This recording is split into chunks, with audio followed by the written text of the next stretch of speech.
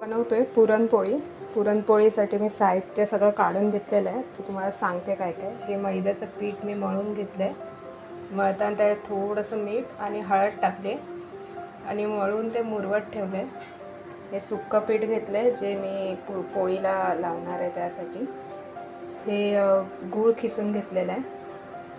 ही डाळ शिजवून घेतलेली आहे मी. डाळ शिजवताना पण 1 चमचा तूप, थोडीशी हळद कलरसाठी टाकून घेतलेली आहे आणि थोडंसं मीठ पण टाकलं ह्याच्यात. त्यानंतर त्याचं पाणी असं काढून घेतलं आहे. आता हे पाणी मी ठेवणार आहे आणि ह्याच्यातले थोडी डाळ पण काढून घेणार आहे कट्टाच्या आमटीसाठी. इथे आपण घेतले जायफळची पूड केली, सुंठ पावडर घेतली थोडी आणि वेलची घेतली. तर आपण चला बनवायला स्टार्ट करूया. दाखवते मी तुम्हाला. आपलं पुरण होतं आहे तयार, ढवळते.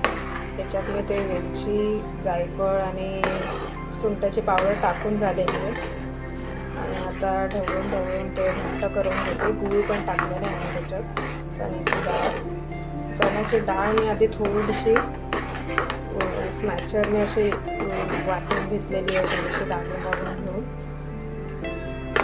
आणि मग ती घालून त्याच्यात टाकलेली आहे. आता होते हे ढवळते.